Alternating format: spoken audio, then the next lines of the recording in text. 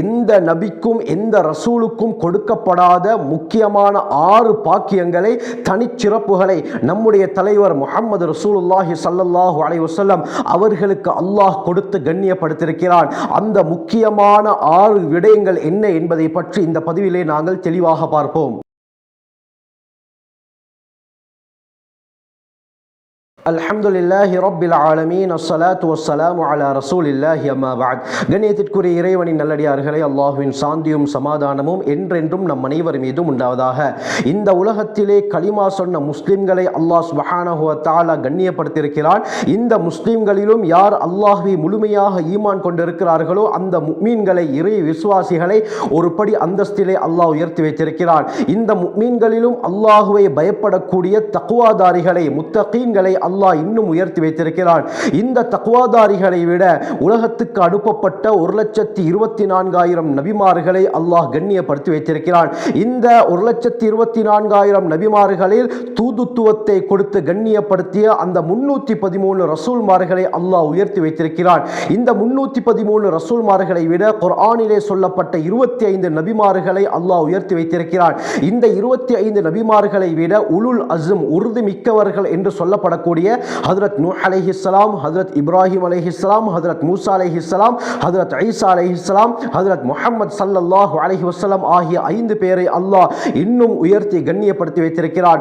இந்த 5 நபிமார்களில் நம்முடைய தலைவர் சர்தாரே து ஆலம், தாஜுல் மதீனா, ரஹ்மத்துல் ஆலமீன் முஹம்மது ரசூலுல்லாஹி ஸல்லல்லாஹு அலைஹி வஸல்லம் அவர்களை எல்லா நபிமார்களை விட அல்லாஹ் கண்ணியப்படுத்தி வைத்திருக்கிறான்.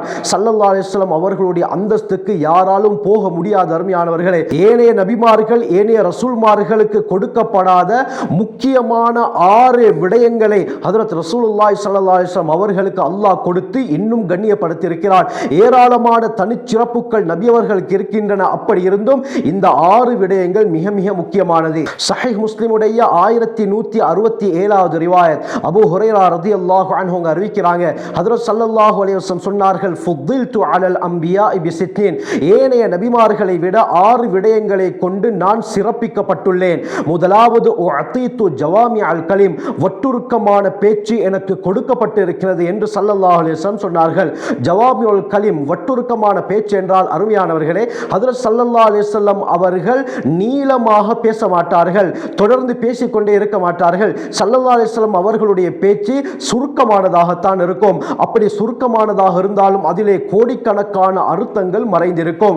உதாரணத்துக்கு எடுத்துக்கொள்வோம், சஹீஹுல் புகாரி எடுத்துக்கொண்டால் 7275 ஹதீஸ்கள் ஸல்லல்லாஹு அலைஹி வஸல்லம் அவர்களுடைய வார்த்தைகள் மட்டும் தான் இருக்கின்றன. இந்த சஹீஹுல் புகாரிக்கு மட்டும் அரபி மொழியில் இதுவரைக்கும் 600க்கு மேற்பட்ட விளக்க உரைகள் எழுதப்பட்டிருக்கிறது என்றால் ஹஜ்ரத் ஸல்லல்லாஹு அலைஹி வஸல்லம் அவர்களுடைய ஒவ்வொரு வார்த்தைக்கு இன்று கூட கருத்துக்கள், ஆழமான கருத்துக்கள் கண்டுபிடிக்கப்பட்டு கொண்டு தான் இருக்கிறது. அருமையானவர்களே, ஹஜ்ரத் ஸல்லல்லாஹு அலைஹி வஸல்லம் அவர்களுடைய ஒரு வார்த்தை இப்தஸிம், புன்முறுவல் பூருங்கள் என்று கூறினார்கள். அந்த ஒரு வார்த்தையை வைத்து இன்று ஒரு கிதாப், ஒரு புத்தகமே எழுதப்பட்டிருக்கிறது. இதே போல லா தஹ்சன், கவலைப்பட வேண்டாம் என்ற ஸல்லல்லாஹு அலைஹி வஸல்லம் அவர்களுடைய ஒரு வார்த்தைக்கு இன்று ஒரு புத்தகம் எழுதப்பட்டிருக்கிறது. இப்படி நபி அவர்களுடைய ஒவ்வொரு வார்த்தைக்கு பின்னால் ஆயிரக்கணக்கான அர்த்தங்கள் மறைந்திருக்கின்றன. ஆகவே தான் ஹஜ்ரத் ஸல்லல்லாஹு அலைஹி வஸல்லம் அவர்களுடைய வார்த்தைகள் ஜவாமிஉல் கலீம், வட்டுருக்கமான பேச்சு என்று சொல்லப்படுகிறது. ஆகவே தான் ஹதீஸ்களை பாடமாக்குவதும் மிகவும் லேசான ஒரு காரியம். ஏன் அந்த அளவுக்கு ஸல்லல்லாஹு அலைஹி வஸல்லம் அவர்களுடைய வார்த்தை இருக்கும். அருமையானவர்களே, இரண்டாவது நுஸிர்து பிர்ருஅப், பயத்தை கொண்டு நான் உதவி அளிக்கப்பட்டிருக்கிறேன் என்று ஸல்லல்லாஹு அலைஹி வஸல்லம் சொன்னார்கள். அப்படி என்றால் அருமையானவர்களே, அல்லாஹ் சுப்ஹானஹு வ தஆலா ஸல்லல்லாஹு அலைஹி வஸல்லம் அவர்களை பற்றிய ஒரு பயத்தை எதிரிகளுடைய உள்ளத்திலே போட்டிருந்தான். எந்த அளவுக்கு என்றால் இன்னொரு ஹதீஸ்ல மசீரத்து ஷஹ்ரின், ஒரு மாதம் நடந்து போகக்கூடிய அளவுக்கு ஒரு விதமான பயம் எதிரிகளுடைய உள்ளத்திலே போடப்பட்டிருக்கிறது என்று ஸல்லல்லாஹு அலைஹி வஸல்லம் சொன்னார்கள். அதாவது ஸல்லல்லாஹு அலைஹி வஸல்லம் அவர்கள் இருக்கக்கூடிய இடத்திலிருந்து சுற்று வட்டாரத்துக்கு ஒரு மாதம் தொடர்ந்து பயணித்தால் எவ்வளவு தூரம் வருமோ அந்த அளவுக்கு அந்த எல்லைக்குட்பட்ட அனைவருடைய உள்ளத்திலும், எதிரிகளுடைய உள்ளத்திலும் ஸல்லல்லாஹு அலைஹி வஸல்லம் அவர்களை பற்றிய ஒரு விதமான பயத்தை அல்லாஹ் ஏற்படுத்தி வைத்திருந்தான். இதைத்தான் ஸல்லல்லாஹு அலைஹி வஸல்லம் அவர்கள் நுஸிர்து பிர்ருஅபி மசீரத ஷஹ்ரின், ஒரு மாதம் தொலைதூரம் அளவுக்கு பயத்தை கொண்டு நான் உதவி செய்யப்பட்டிருக்கிறேன் என்று ஸல்லல்லாஹு அலைஹி அலைஹி தெளிவாக கூறினார்கள். மூன்றாவது கூறினார்கள், வஉஹில்லத் லியல் மகானிபு, யுத்தத்திலிருந்து கிடைத்த அந்த வெற்றி பொருட்கள் எனக்கு ஹலாலாக்கப்பட்டிருக்கிறது, ஆகுமாக்கப்பட்டிருக்கிறது என்று கூறினார்கள். எதிரிகளுடன் யுத்தம் செய்யும் பொழுது அவர்களை தோற்கடித்ததற்கு பிறகோ அல்லது அவர்கள் விரண்டோடியதற்கு பிறகோ அவர்களுடைய அந்த பொருட்கள் எல்லாம் முஸ்லிம்களுக்கு ஹலாலாக்கப்பட்டிருக்கிறது. இதற்கு முன்னால் வாழ்ந்த அந்த சமுதாயத்தினருக்கு அவ்வாறு ஹலாலாக்கப்படவில்லை. முஸ்லிமுடைய விரிவுரையில் தெளிவாக சொல்லப்பட்டிருக்கிறது, யுத்தம் முடிந்துவிட்டால் அந்த எதிரிகளுடைய பொருட்களை எல்லாம் அவர்கள் ஒரு இடத்திலே குமித்து வைப்பார்கள்.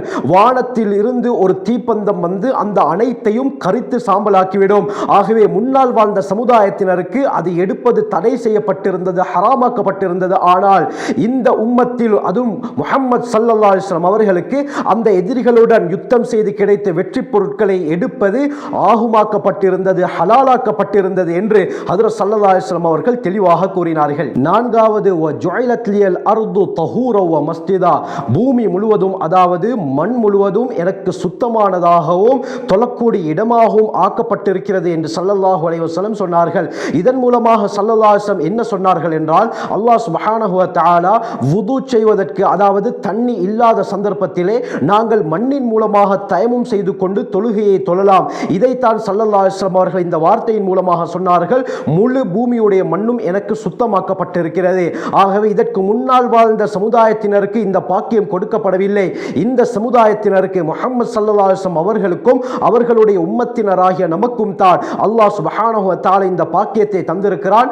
தண்ணீர் இல்லாத பட்சத்தில் நாங்கள் தண்ணீரை நன்கு தேடி பார்க்க வேண்டும். அது இல்லாத சந்தர்ப்பத்திலே மண்ணின் மூலமாக தயமும் செய்து கொண்டு நாங்கள் தொழுகையை நிறைவேற்றலாம். ஐந்தாவது, உர்சில்து இலல் ஹல்கி காஃபத்தன், ஒட்டுமொத்த படைப்பினத்துக்கும் நான் நபியாக ரசூலாக அனுப்பப்பட்டிருக்கிறேன் என்று ஸல்லல்லாஹு அலைஹி வஸல்லம் சொன்னார்கள். முன்னால் வாழ்ந்த சமுதாயத்தினரை அல்லாஹ் சுப்ஹானஹு வ தஆலா குறிப்பிட்ட ஒரு கூட்டத்தாருக்கு மட்டும் ரசூலாக நபியாக அனுப்பினார். ஆனால் முஹம்மது ஸல்லல்லாஹு அலைஹி வஸல்லம் அவர்களை முழு உலகத்திற்கும் முழு அகிலத்திற்கும் அருட்கொடையாக ரசூலாகத்தான் அல்லாஹ் அனுப்பியிருக்கிறார். வமா அர்சல்னாக இல்லா ரஹ்மத்தன் லில் ஆலமீன், முஹம்மதே ஸல்லல்லாஹு அலைஹி வஸல்லம் அகிலத்தார்களுக்கு அருட்கொடையாகவே அன்றி உங்களை நாங்கள் அனுப்பவில்லை. வமா அர்சல்னாக இல்லா காஃபத்தல் லின்னாஸ், ஒட்டுமொத்த மனிதர்களுக்கும் ரசூலாகவே அன்றி நாங்கள் அனுப்பவில்லை. எல்லா மக்களுக்கும் எல்லா படைப்பினங்களுக்கும் ரஹ்மத்தாக ரசூலாகத்தான் நான் உங்களை ஆக்கி அனுப்பியிருக்கிறேன் என்று அல்லாஹ் சுப்ஹானஹு வ தஆலா கூறுகிறான். ஆறாவது, வஹுதிம பி அன்-நபியூன், என் மூலமாக நபிமார்களுடைய வருகை முற்று பெற்று விட்டது என்று ஸல்லல்லாஹு அலைஹி வஸல்லம் சொன்னார்கள். ஹஜ்ரத் ஸல்லல்லாஹு அலைஹி வஸல்லம் அவர்களுக்கு பின்னால் எந்த ஒரு நபியும் வரப்போவது கிடையாது.